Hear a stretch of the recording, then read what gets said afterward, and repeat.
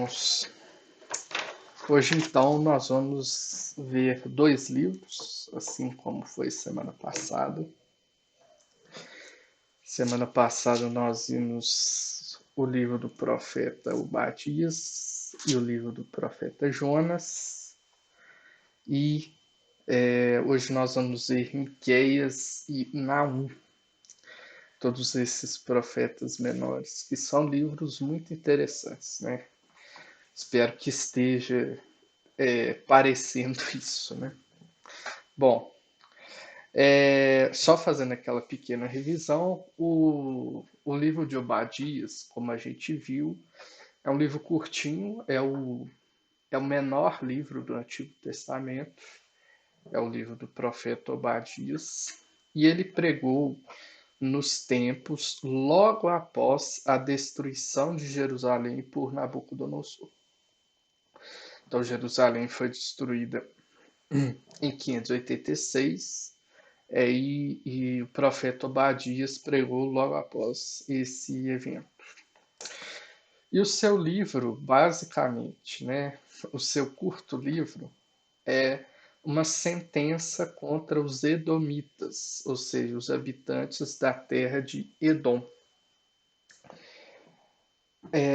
Por quê? Né, que é um julgamento contra os edomitas? Porque os edomitas se aproveitaram, foram cruéis e riram dos israelitas no episódio da invasão por Nabucodonosor.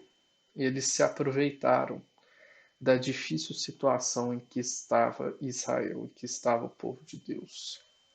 O dia do Senhor não viria só para a Babilônia, não viria só para a Síria, não viria só para os grandes, mas viria também sobre Edom. O julgamento do Senhor viria também sobre Edom.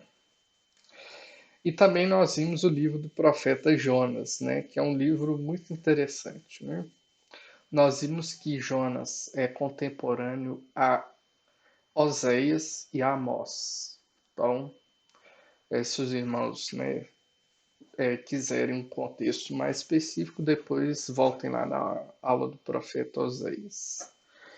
E nós vimos que Deus ordenou que Jonas fosse pregar em Nínive, a cidade que estava ameaçando Israel, a cidade que estava ameaçando o Reino do Norte de destruição. E nós vimos que o livro de Jonas tem dois blocos, né? Um bloco do profeta teimoso, do profeta que quer fugir, né? Que pega uma embarcação e tenta ir para, né, a região que hoje é a Espanha. E no meio do caminho, Deus envia uma tempestade, e os irmãos conhecem bem essa parte da história, né? Mas temos uma outra parte da história, que é a parte da história em que o profeta foi obediente. E é engraçado, porque desobediente e obediente, a gente vê a teimosia, né, do profeta Jonas, né? Ele foi para Nínive, né, pregou a pregação de 6 palavras, né? A pregação de 6 palavras, literalmente. E os ninivitas se arrependeram.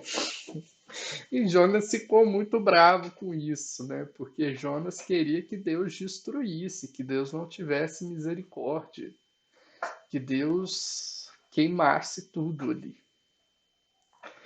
Mas, irmãos, Deus teve paciência com o profeta e com a sua teimosia. Nínive se arrependeu e também Jonas entendeu a misericórdia, o amor de Deus. E nessa aula nós vamos ver o livro do profeta Naum, que diz muito respeito também a Nínive. E nós vamos ter outra referência, né? Que vai ser muito interessante. Bom, antes do profeta Naum, temos o profeta Miqueias. O nosso slide diz assim: escrito pelo profeta Miqueias, com datas entre 742 e 686 a.C. Bom, o livro do profeta foi escrito pelo próprio profeta, como ele deixa isso registrado.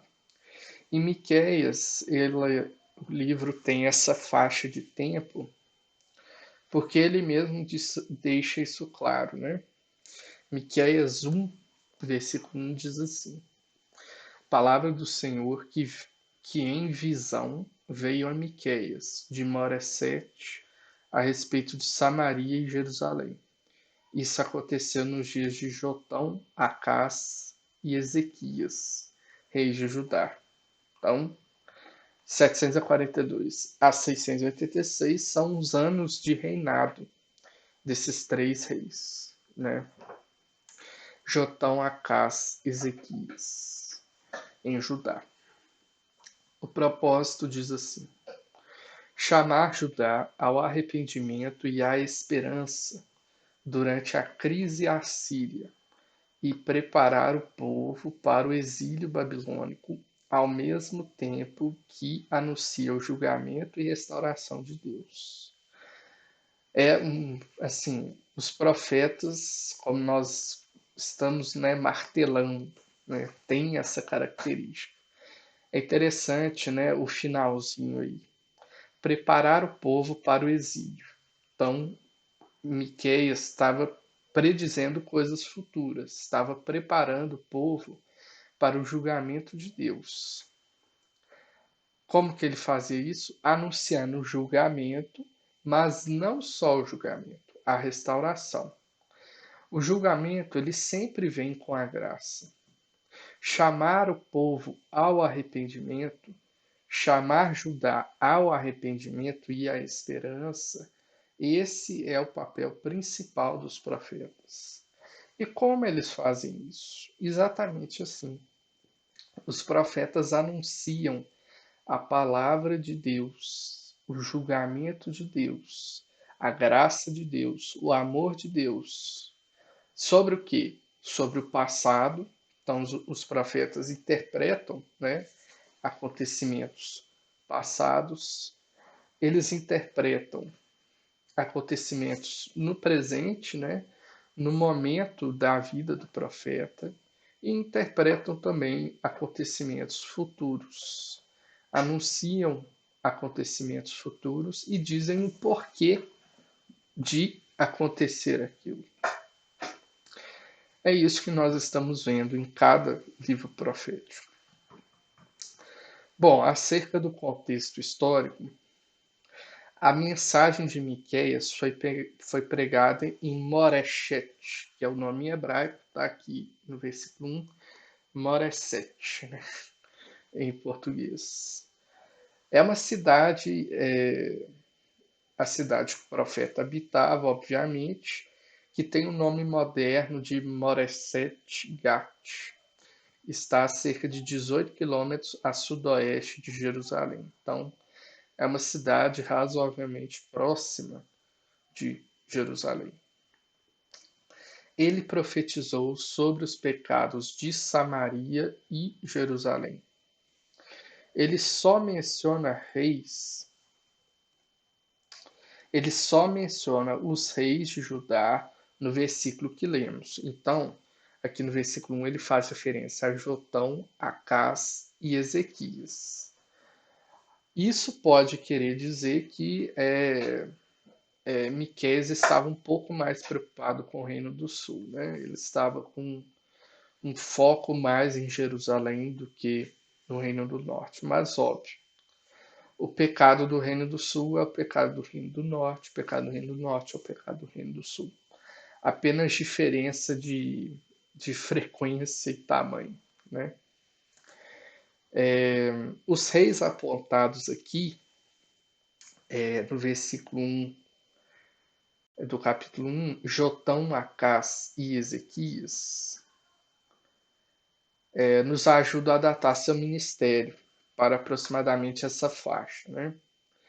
Então aí Miqueias aqui em azul, mais ou menos esse período de tempo. Então pega Jotão, pega Acás e pega Ezequias no sul.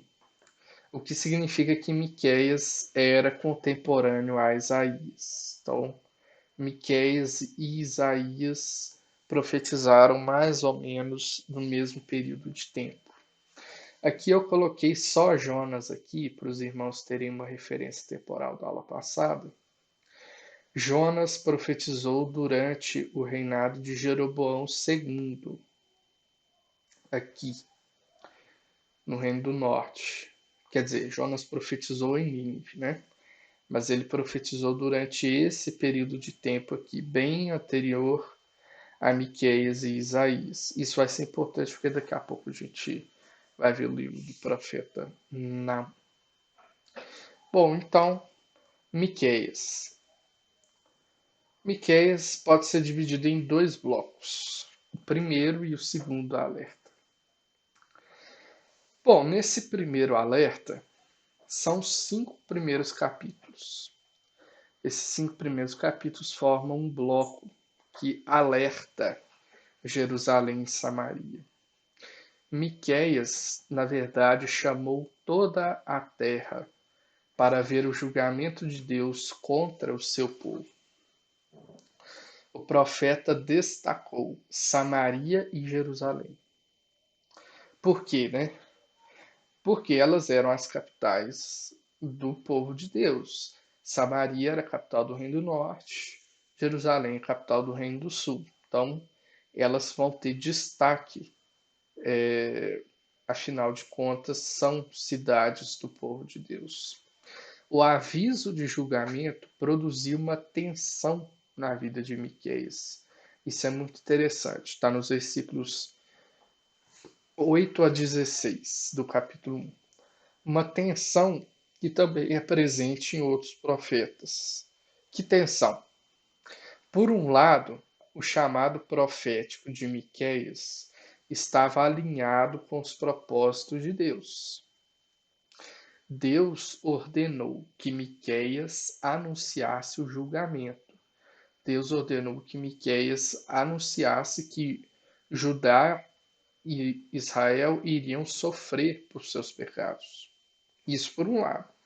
Por outro lado, Miqueias amava o seu povo, amava a sua família, amava a sua cidade. E o julgamento do exílio levou a um belo lamento pessoal. Então essa é a tensão de como a gente viu de Jeremias, essa é a tensão também de Miqueias. Por um lado, os profetas nasceram em Judá. Os profetas cresceram ali, os profetas tinham sua família ali, os profetas, né, eram seres humanos, né, igual a gente. E eles sentiam, né, sobre essas palavras de julgamento. E, irmãos, essa realidade não mudou. Não mudou. Essa tensão, na verdade, ela é muito saudável. Ela é muito saudável. A igreja hoje ainda precisa de líderes que falem a verdade de Deus. A igreja ainda precisa de líderes que digam: o povo é pecador e precisa de Jesus Cristo. A morte está próxima e se alguém não tiver Cristo no coração, essa pessoa já tem um destino. A igreja precisa de pessoas que façam isso. Ao mesmo tempo que sinta compaixão pelo povo. Não é uma pregação, não é uma coisa assim sadista, assim, que gosta de sofrer, que gosta de, de ficar alijando, ficar batendo dessa forma, batendo verbalmente. Não. É anunciar a verdade do julgamento, a verdade do pecado, mas anunciar com amor, entender que isso é a realidade do homem e o homem precisa de Jesus Cristo, né? Joel Bick, num livro aqui, ele até diz que o pregador ele deve ser um moribundo pregando a homens moribundos, né? Moribundo, o que é isso, né? o pregador, né, o profeta, né, aquele que exerce a mesma atividade, né, que Miqueias, ele deve ser um sujeito quase morrendo, né, de uma doença terminal, pregando para homens com doenças terminais, né, ou seja, ali no limite da vida. E isso é verdade, porque o profeta ele deve ter esse senso de amor, mas de anunciar a verdade de Deus. Outro tema importante dessa parte, desse primeiro bloco do livro do profeta Miqueias, é a injustiça social. Miqueias estava enfurecido contra, por causa da injustiça social. O perverso estava acordado à noite. O perverso não dormia. Eles não dormiam até que tivessem calculado como roubar os pertences dos seus vizinhos. Então, os perversos viravam à noite para planejar, para arrumar um jeito de roubar os seus vizinhos. Os líderes mostravam péssimo exemplo. As estratégias dos líderes políticos destruíram a pouca esperança que os pobres tinham. Miqueias disse que os governantes cozinhavam os pobres como ensopados. Está no capítulo 3, versos 1 a 3. Falsos profetas, olhe bem, falsos profetas também enganavam os mais pobres, colocando o dinheiro no centro de suas palavras. Eles proferiam bênção para aqueles que pagavam bem. Então, para aqueles que vão lá e dizimam bastante, né, eles proferiam bênçãos. E amaldiçoavam aqueles que não davam nada, que não podiam pagar nada. É uma mensagem um pouco atual, né, a de Miqueias. Jerusalém também estava confiante em sua falsa esperança. Olha o que diz aqui, o capítulo 3, verso 11.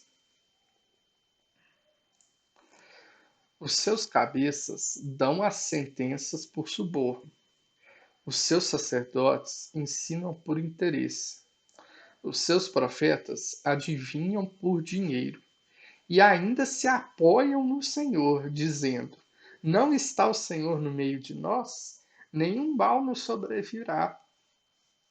Veja, então, eles estavam confiantes de que, por eles serem predestinados, por eles serem povo eleito, eles não teriam que sofrer as consequências do seu pecado. Afinal, não tinha Deus prometido ao rei Davi que Jerusalém ficaria para sempre? Não era um descendente de Davi que estava no trono?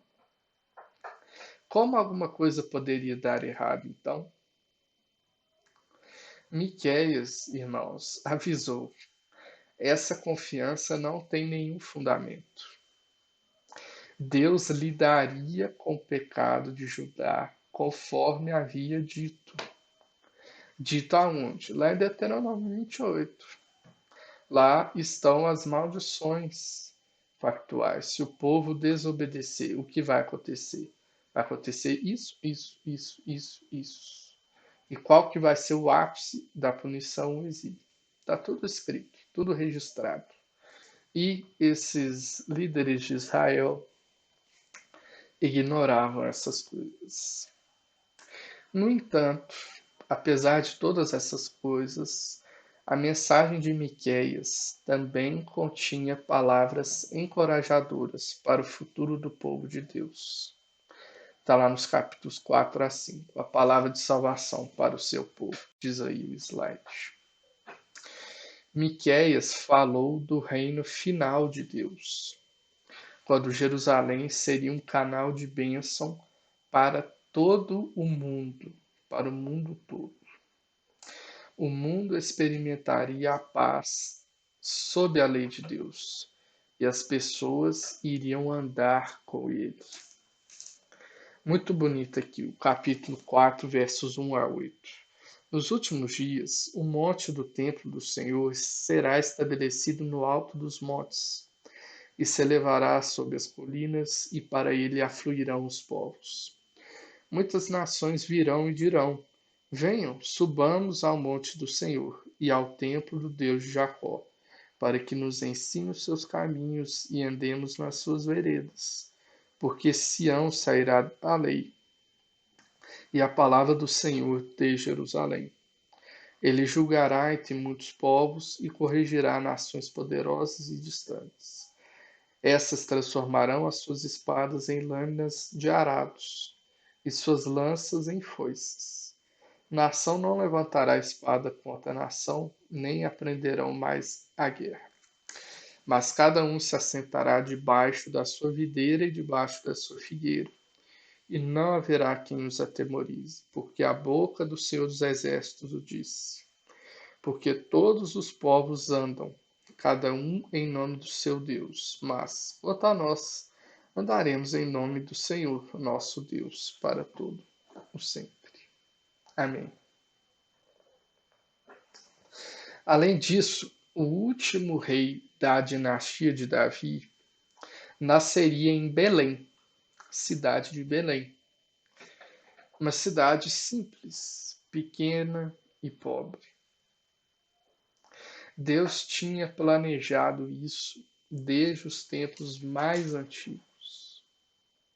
O 5, verso 2. E você, Belém Efrata, que é pequena demais para figurar como um grupo de milhares de Judá, de você me sairá aquele que há de reinar em Israel, e cujas origens são desde os tempos antigos, desde os dias da eternidade. Que impressionante, né? É uma coisa linda. Miqueias proclamou essas profecias para motivar seus ouvintes a viver com fidelidade em sua própria geração. E isso é importante. A atividade profética tinha em vista isso, as pessoas serem fiéis na sua geração, no seu momento, agora. As pessoas deveriam se arrepender e seguir os caminhos do Senhor. Jesus Cristo cumpriu a profecia de Miqueias. Inclusive, Mateus cita esse versículo aqui, lá em Mateus 2, 4 a 6. Também está lá em Lucas 2, de 1 a 7.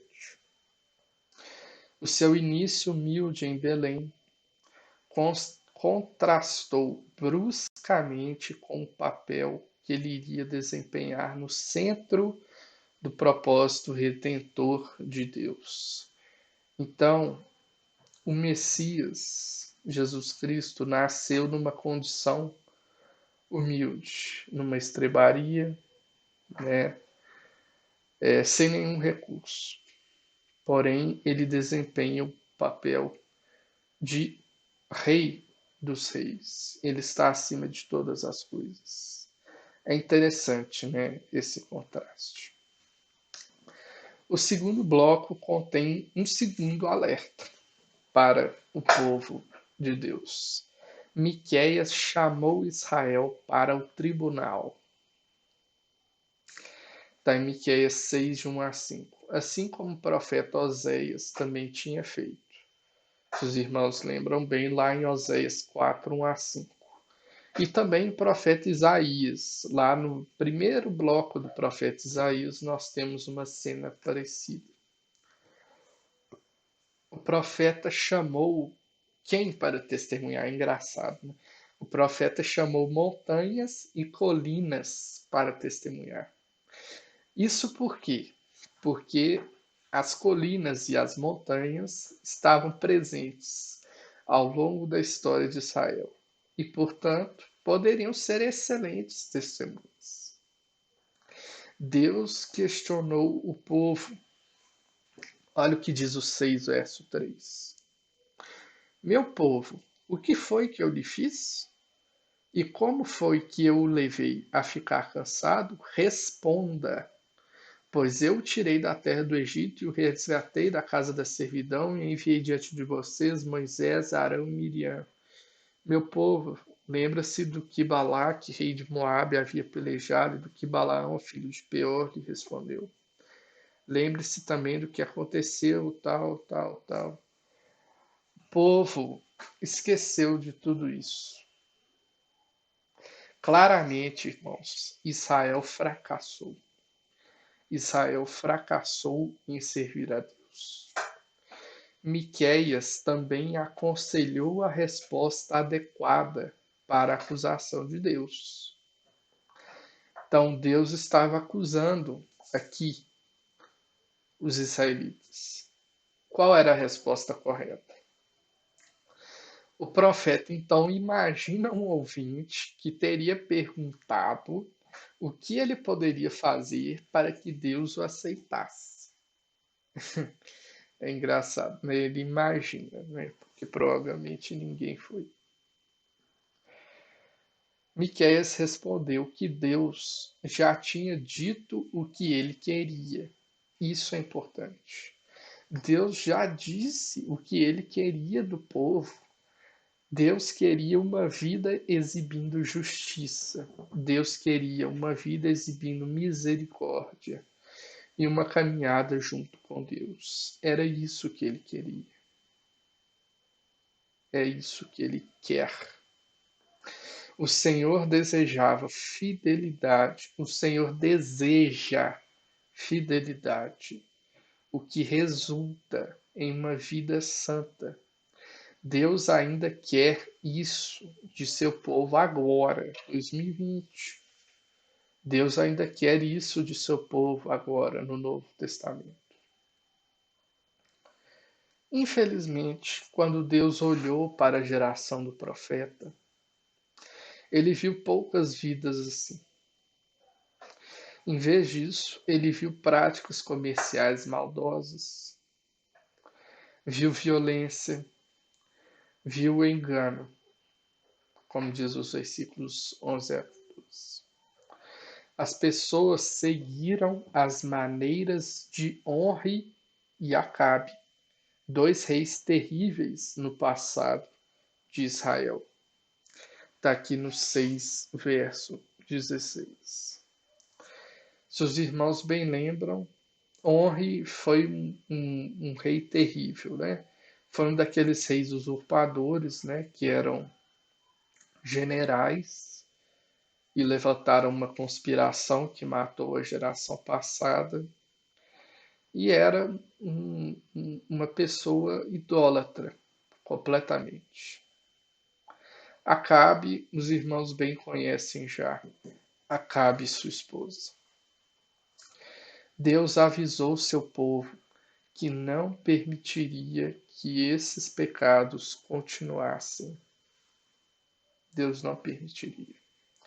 Miqueias termina o livro com um lamento. Termina seu livro com um lamento, que é o capítulo 7. O lamento de esperança. Por mais que se procurasse, não haviam pessoas piedosas. Injustiça era o que reinava. As pessoas procuravam apenas o seu ganho pessoal. A liderança deu um mau exemplo ao aceitar subornos. Miqueias lamentou que, mesmo dentro da família, ou seja, mesmo dentro das famílias de Israel, não se poderia encontrar segurança. Olha o que diz o versículo 6, capítulo 7.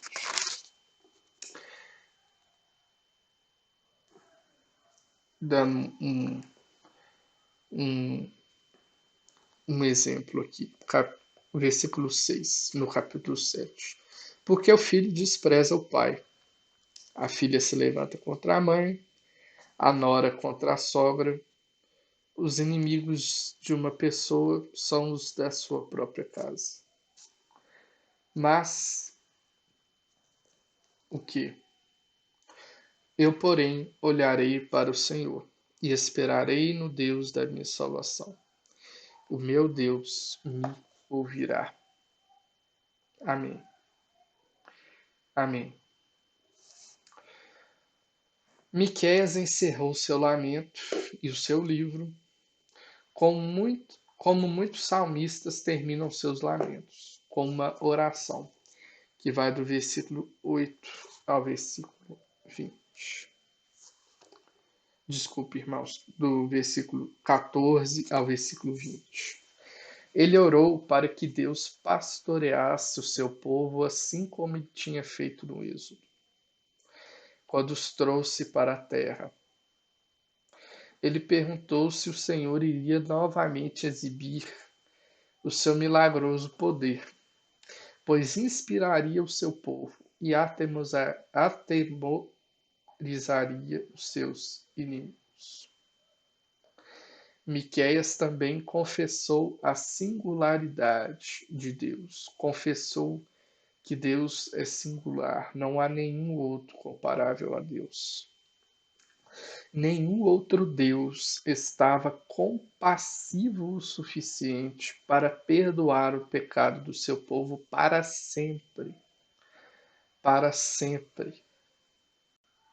Miqueias afirmou que dias virão em que Deus iria novamente mostrar sua bondade em todos os sentidos. Ele confirmaria sua relação eterna com seu povo por causa de suas promessas aos antepassados de Israel, mais de 1000 anos antes. Irmão, situação difícil viveu o profeta Miqueias. E hoje podemos enfrentar circunstâncias difíceis e sofrer por nossa fé. O mal pode nos cercar e nos perguntamos por que Deus permite que o mal continue. Assim como o profeta Miqueias está fazendo. Em tais tempos, nossa esperança deve ser a mesma do profeta Miqueias. Deve estar no Deus que pode lançar nossos pecados nas profundezas do mar, como ele diz sobre o versículo 19 do capítulo 7. Podemos confiar nele para trabalhar todas as coisas para o bem daqueles que o amam. Romanos 8, 28. Bom, irmãos, e ainda temos para hoje o livro do profeta Naum. Naum é pequenininho. Naum foi escrito pelo próprio profeta Naum, com datas entre 663 e 612 a.C. Nós temos essa data aí para a composição do livro. O propósito diz: confortar Judá, anunciando que Nínive terá o julgamento justo por seus pecados. Confortar Judá. Confortar Judá. Nínive será julgada por ameaçar, por fazer todas as coisas que fez com Judá. E nós podemos datar essa profecia de Naum de 663 a 612 por causa de suas alusões a eventos da história mundial, que podem ser aí, que tem sua data já estabelecida.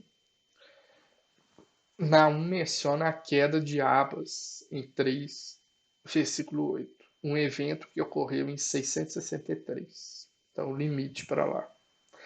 O profeta também fala da queda de Nínive, que ocorreu em 612, como algo futuro. Então, ele estava prevendo a queda de Nínive. A queda de Nínive foi em 612, então nós temos esses marcos temporais. 663 a 612. Naum, assim como Obadias, trata principalmente de um reino estrangeiro. Obadias tratou de Edom. Naum tratará de Assíria, de Nínive. Durante o final do século VII a.C., um poder surgiu no Oriente Próximo, quando a Síria começou a declinar. Em 626, Nabopolassar fundou uma dinastia caldeia, independente da Babilônia, e em breve, com a ajuda dos medos, independente de Nínive, desculpa. E em breve, com a ajuda dos medos, destruiu o Império Assírio. Logo depois, o filho de Nabopolassar, Nabucodonosor, levaria a Babilônia a alturas que não alcançava desde os dias de Hammurabi. Naum viu a mão de Deus se movendo contra a Assíria.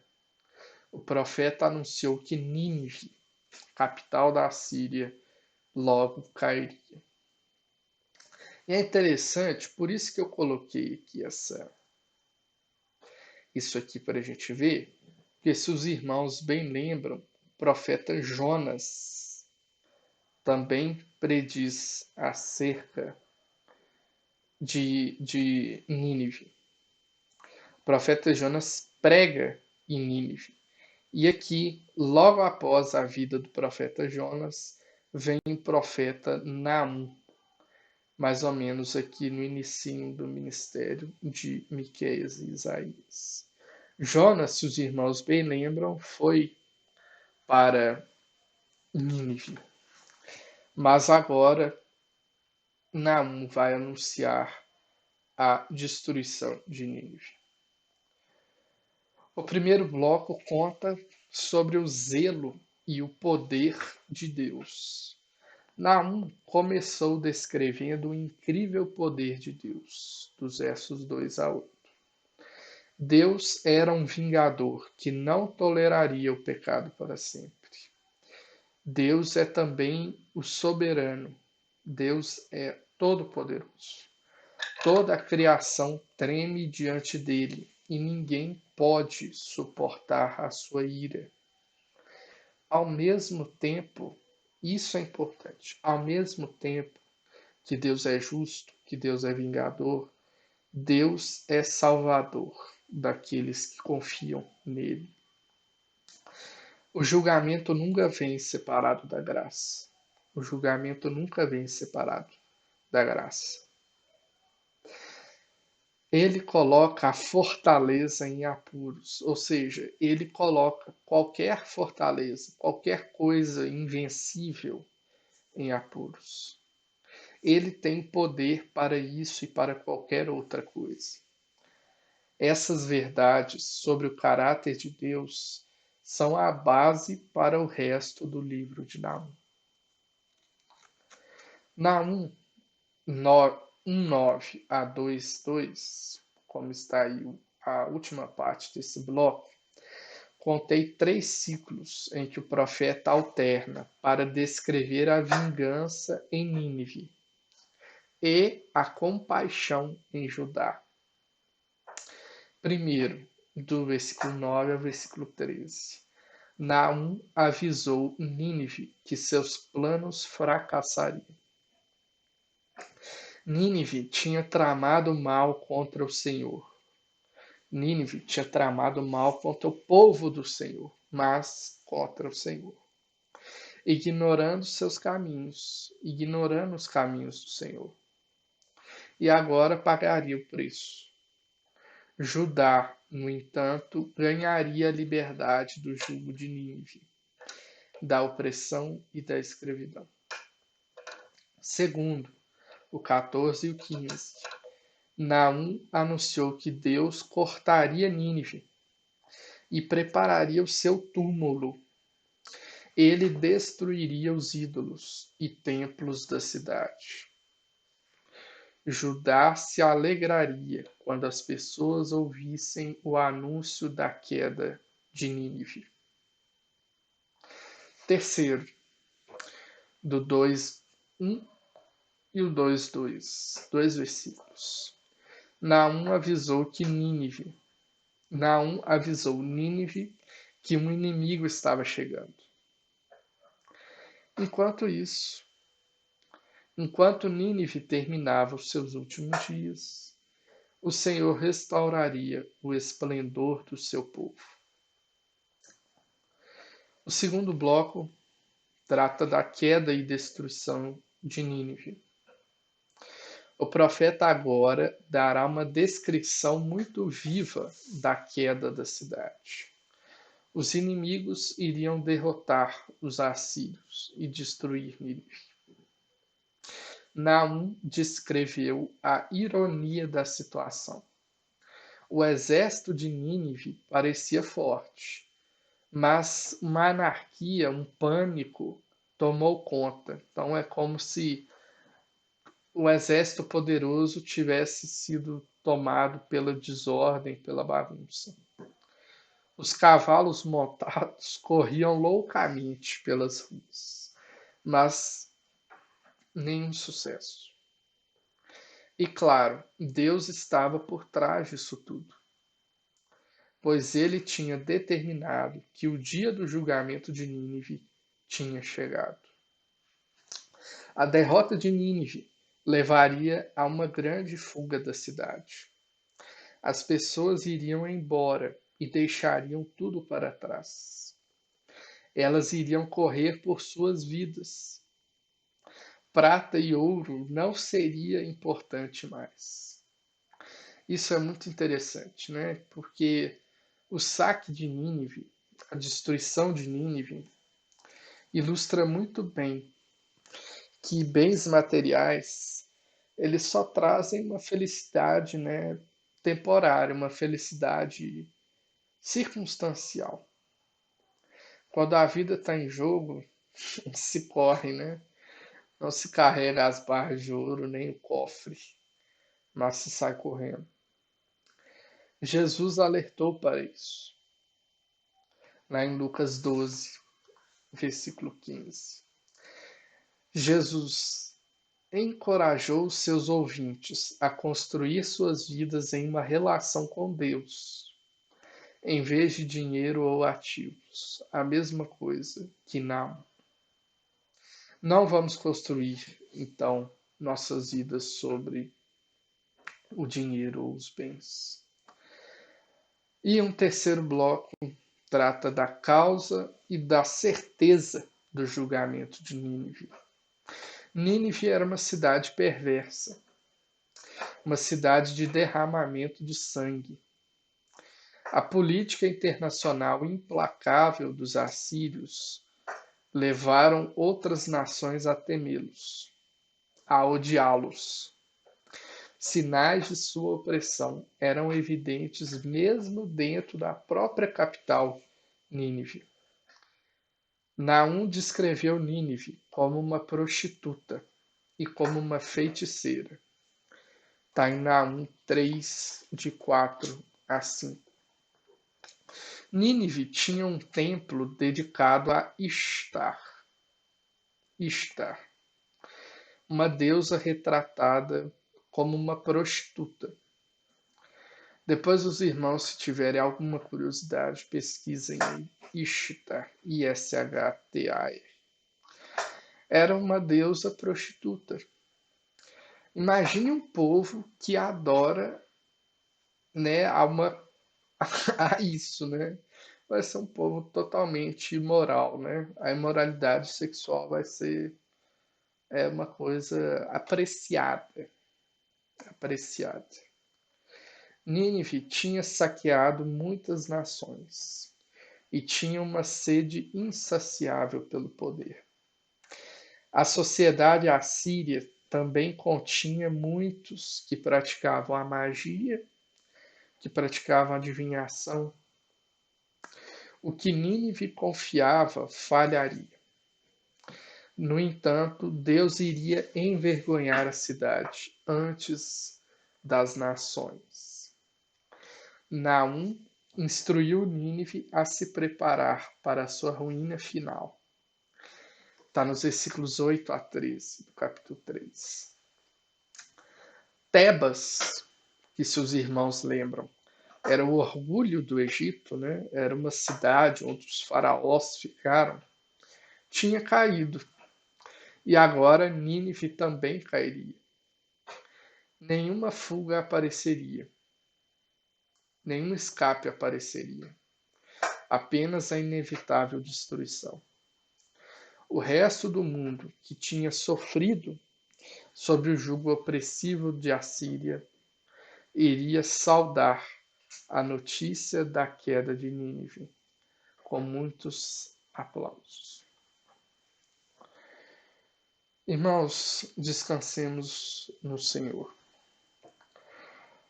Bom, encerramos aqui então a nossa aula.